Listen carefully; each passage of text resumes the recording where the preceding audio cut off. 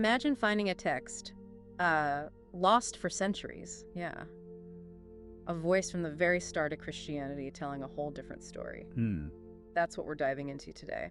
The Gospel of Mary Magdalene. Yeah, a Gnostic gospel. One that didn't make it into the canonical Bible, totally vanished. And then reappeared, right. Sparking all sorts of new questions. This deep dive is actually part of our series, adapting Vincent Crown's Spanish podcast, Tiempo y Atención. We're bringing it to you in English. Exactly. And it's so compelling because, well, this gospel reveals so much. Mary's unique relationship with Jesus, for one. Right, and the authority she seems to have. Definitely. Plus, the Gnostic teachings in there and, the real tensions it shows simmering among the early followers. Yeah. It's a much messier, more interesting picture than the standard one. Okay, let's unpack the discovery itself. It wasn't like they just found a pristine copy lying around, was it? Oh, not at all. Yeah. It was found back in 1896 in Egypt, part of a collection we now call the Berlin Codex, BG AT 502. Berlin Codex, got it. But it kind of sat there in the Berlin State Library for quite a while, not fully examined. And what we do have is incomplete. Incomplete how? Well, the first 6 pages are gone, and the last 4. Huh. Straight away that makes you think, doesn't it? Was that just bad luck? Pages crumbling away, or something else? Or was someone trying to maybe edit the story? Silence that voice? We can't know for sure, but the question hangs there. And the language? The most complete copy we have is in Coptic, which is a later Egyptian language, so a translation. But the original wasn't Coptic. Probably not. We actually have a tiny fragment in Greek from the 2nd century. Ah, okay. Which supports the idea it was originally written in Greek, likely around, say, 150 AD, middle of the 2nd century. So right from the get-go, it's a puzzle. Bits and pieces of a story, maybe one that certain people weren't keen on. What do the surviving parts actually tell us? Well, the text we have basically breaks down into 2 main sections. Okay. First, you've got the resurrected Jesus talking with his disciples, answering their questions. Pretty standard setup, maybe. But then, after he leaves, Mary Magdalene steps up, and she recounts this private conversation she had with him. Okay. That sounds significant. It really is, because that part, her sharing her unique insight, leads to some pretty strong reactions from some of the other disciples. Peter and Andrew specifically, and Levi too. Vincent Crown really digs into this dynamic in his podcast. Right, the internal politics almost. Let's get into those discussions. It kicks off with a pretty big question from the disciples, doesn't it? About matter. Yes, they ask him straight up. Yeah. Is matter going to be destroyed? Fundamentally. And Jesus says? His answer is quite poetic, actually. He says, every nature, every formation, every creature exists in and with one another, and they will dissolve again into their own roots. For the nature of matter dissolves into what belongs to its nature. Whoever has ears to hear, let them hear. Wow. That sounds almost like modern physics. Like conservation of energy, things transforming but not being truly lost, the cyclical nature of things. It does have that feel, doesn't it? An interconnected universe, constantly changing, returning to its source. It resonates with some big philosophical ideas about constant flux. Okay, then Peter jumps in. Another huge question. Sin. What's the deal with sin? Right. Peter asks, essentially, what is the sin of the world? And Jesus' answer here is, well, it's a bit of a bombshell. Go on. He says, there is no sin. Whoa! Okay, full stop. There is no sin. Well, then he immediately adds a twist. But it is you who make sin when you do the things that are of the nature of adultery, which is called sin. So it's not inherent, but it's created by our actions. Adultery is the example he uses. Exactly. He says, for this reason, the good came into your midst, to the elements that belong to every nature, so as to restore its root. So no sin inherently, but actions can be sinful, and adultery is the example. That mention of adultery is interesting too, considering the social context, right? Often more heavily blamed on women. Very significant. It ties the idea of sin to specific behaviors, these works of nature, rather than some kind of original stain or inherent flaw in humanity or the world. But it still feels a bit contradictory. There is no sin, but then this action is sin. It is complex. It suggests maybe sin isn't a cosmic force, but rather actions that disrupt a natural harmony, actions that deviate. And the good, maybe divine wisdom or Jesus' teaching, is there to bring things back into balance, back to the root. It's a very different way of thinking about it. Then Jesus shifts gears a bit, talking about inner peace and not being led astray. Yeah, he warns them. He says, peace be with you. Let my peace be established within you.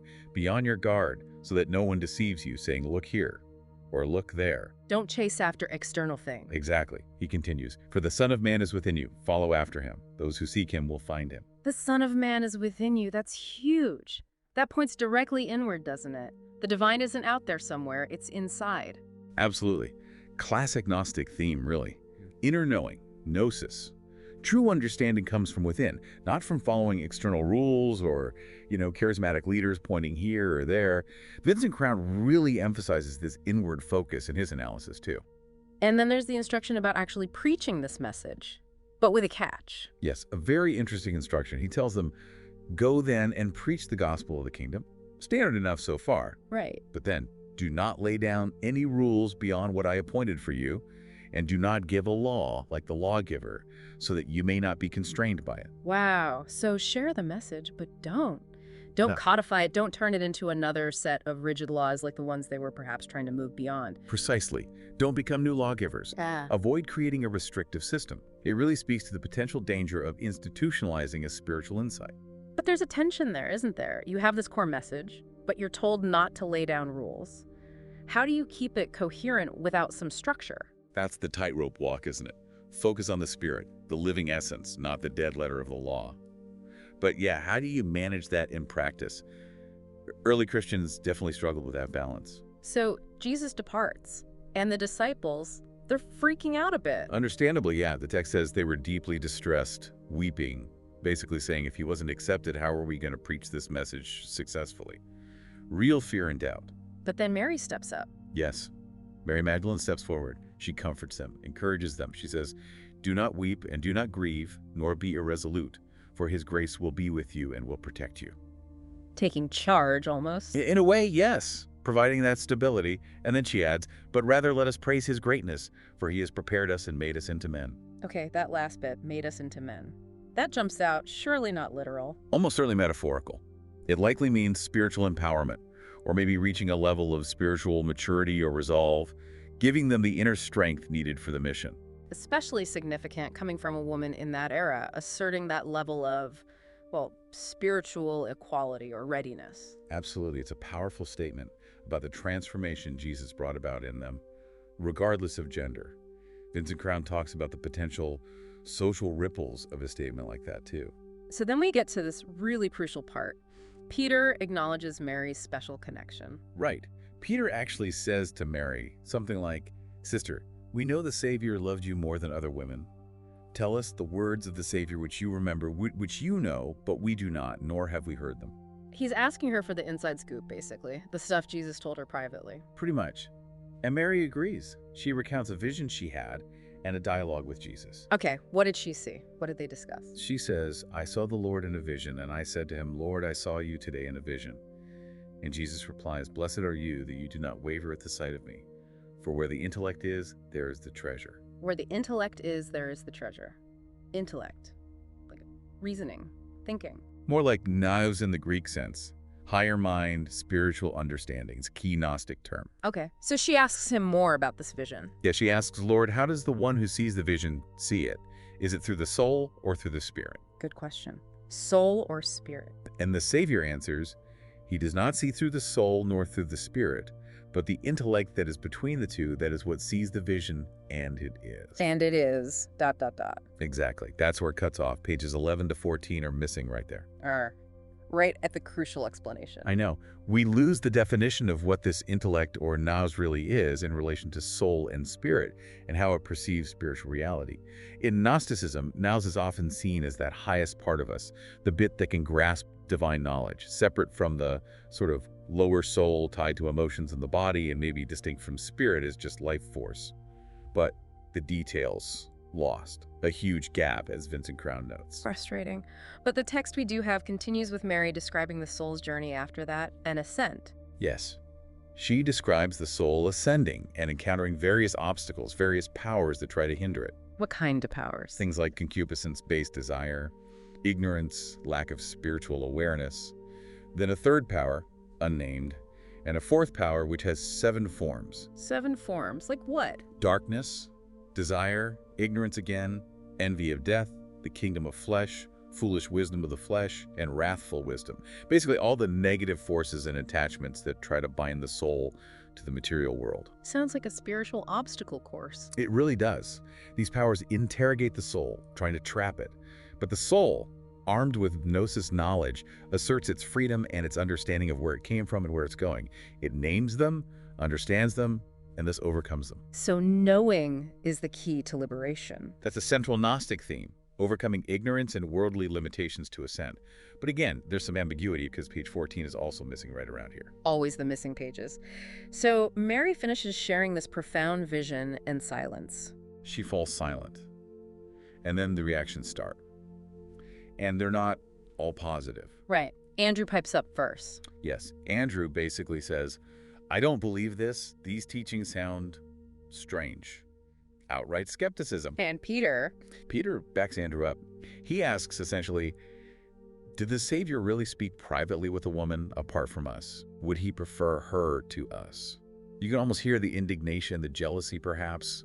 As Vincent Crown really digs into, Peter seems quite put out by the idea of Mary having this privileged access. a clear challenge to her authority and maybe some wounded pride there too. Definitely feels like it. It reveals a real conflict over her role. But it's not unanimous disbelief, is it? Levi steps in. Yes, thankfully. Levi defends Mary forcefully. He turns to Peter and says something like, Peter, you've always been hot-tempered. Now I see you contending against the woman like the adversaries. Ow, strong words. He goes on, if the Savior made her worthy, who are you indeed to reject her? Surely the Savior knows her very well. That is why he loved her more than us. A direct rebuke to Peter, affirming Mary's worthiness and Jesus' special regard for her. Exactly. And then Levi brings it back to Jesus' core message. He tells them they should be ashamed, put on the perfect man that inner divinity Jesus spoke of, and go out and preach the gospel, just as instructed. And crucially, Not laying down any other rule or law beyond what the Savior stated, echoing Jesus' earlier command perfectly. Levi's defense, as Vincent Crown points out, is a really powerful moment validating Mary. so Levi really stands up for her and for the original instruction. It starkly shows the divisions, doesn't it? Those accepting Mary's spiritual insight versus those resisting it, likely reflecting those wider struggles about authority, gender roles, everything in the early movement. Absolutely. And then the gospel just ends. Abruptly. Pretty much. Mhm. It says, after Levi spoke, they began to go forth to proclaim and preach. That's it. End of manuscript. Leaving us with that unresolved tension, the conflict hanging in the air, and those missing pages still looming large. Exactly. A sense of incompleteness, both textually and narratively. So let's try and pull the threads together from this deep dive, drawing on Vincent Crown's work. What are the big takeaways from the Gospel of Mary Magdalene? Well, first, it's clearly coming from a Gnostic perspective, right? Yeah. Huge emphasis on inner knowledge, the divine within you. Right. Second, Mary Magdalene is presented as a major spiritual figure, maybe the most insightful disciple, receiving private teachings, acting as a leader and source of strength when others falter. A very different picture than the canonical Gospels often paint. Very different. Third, you get these unique takes on fundamental concepts like matter, its cyclical nature, and sin not inherent, but created by actions. Challenging established ideas. And finally, it gives us this raw, unfiltered glimpse into the tensions, the debates, the power struggles within the earliest group of Jesus' followers, especially around the role of women and spiritual authority. It really hammers home that early Christianity wasn't this single, unified thing from day one. It was diverse, dynamic, and full of competing ideas. Exactly. This gospel is a powerful reminder of that diversity, placing Mary Magdalene right at the center of some of these crucial early debates. It makes you wonder, doesn't it? What does its existence and its exclusion tell us about how the official canon was formed? Who decided which voices got heard and which got silenced? And what vital insights might have been in those missing pages? What deeper understanding of Jesus' teachings, or Mary's role, or the nature of that intellect did we lose? It definitely leaves you questioning the neat narratives we sometimes get. Plenty to think about. And this journey into these fascinating early texts, guided by Vincent Crown's research, isn't finished yet. Not at all. Next time, we'll be diving into another incredible text from the Nag Hammadi Library, the Dialogue of the Savior. Looking forward to it, continuing to explore these alternative voices from Christianity's beginnings.